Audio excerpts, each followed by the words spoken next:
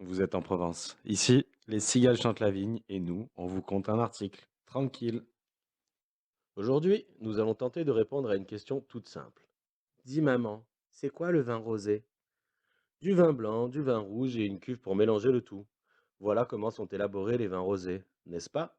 D'ailleurs, le vin rosé, ce n'est pas vraiment du vin. Un produit commercial, tout au plus une boisson qui va bien pour l'apéro ou le barbecue. Pas de préjugés, sans préjudice. Rendons à César ce qui appartient à César. Ou à Urukagina. Petite étoile. Rétablissons la vérité autour du vin rosé. Le rosé, le premier vin de l'histoire de l'humanité. C'est un fait. Le premier vin que l'homme a pu élaborer était le vin rosé, en Anatolie, le croissant fertile de Mésopotamie. Les méthodes de macération des raisins noirs n'étaient pas les mêmes qu'aujourd'hui. Aussi, le vin produit de l'Antiquité jusqu'au dernier quart du XXe siècle n'était que très peu teinté. On l'appelait vinum clarum. C'est à la fin du XIIIe siècle que l'Irlandais Geoffroy de Waterford, traducteur latin, interprète et désigne pour la première fois le vin par le terme rosé du fait de sa couleur rouge clair. Jusqu'à l'époque napoléonienne, les marchands flamands et hollandais ne juraient que par le clairet, entendre donc vin rosé. Les Anglais en raffolaient, la bourgeoisie française l'adorait.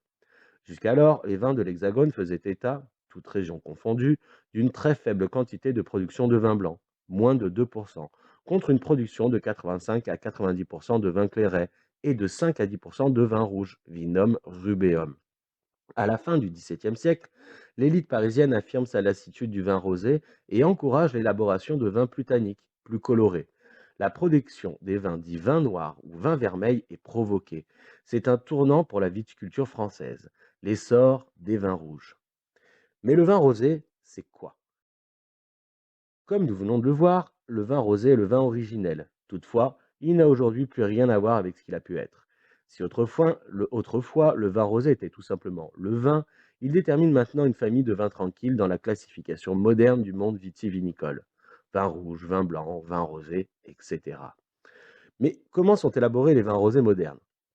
Avant de présenter les trois principales techniques permettant d'obtenir les vins rosés, il est important de rappeler que les vins rosés sont tous issus, en France, double étoile, de la vinification de raisins noirs. Il est toutefois accepté dans certaines régions, dont la Provence, l'apport minime de raisins blancs. La coloration des vins rosés est dépendante du temps d'interaction entre la peau des raisins noirs et le jus de raisin. Le premier vin rosé de macération. Après réception de la vendange, les grains de raisin sont éraflés, séparation des grains de la tige, puis foulés, éclatement des baies de raisin pour obtenir une pulpe, jus de raisin, peau, pépins. Le résultat appelé mou est ensuite placé en cuve et entre en phase de macération pelliculaire jusqu'à ce que le vigneron considère que la teinte obtenue corresponde à ses attentes. On parle de macération pelliculaire à froid, souvent réalisée à des degrés très faibles, entre 1 et 3 degrés Celsius.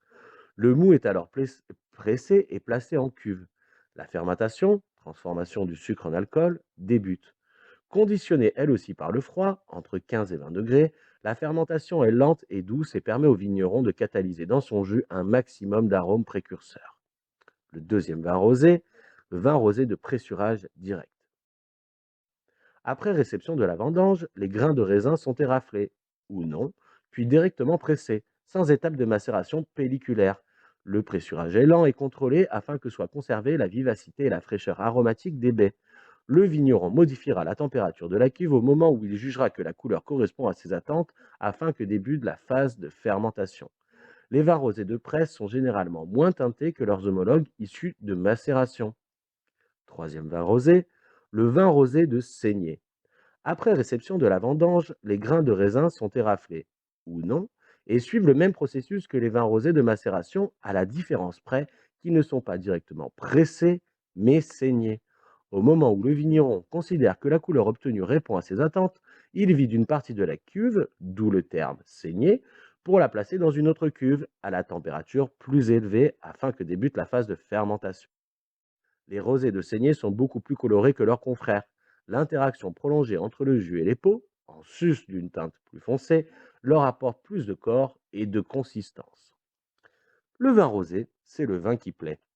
Selon l'Observatoire du rosé, nous sommes passés d'une consommation mondiale de 18,3 millions d'hectolitres en 2003 à 25,6 millions d'hectolitres en 2018, soit un boom de plus de 40%.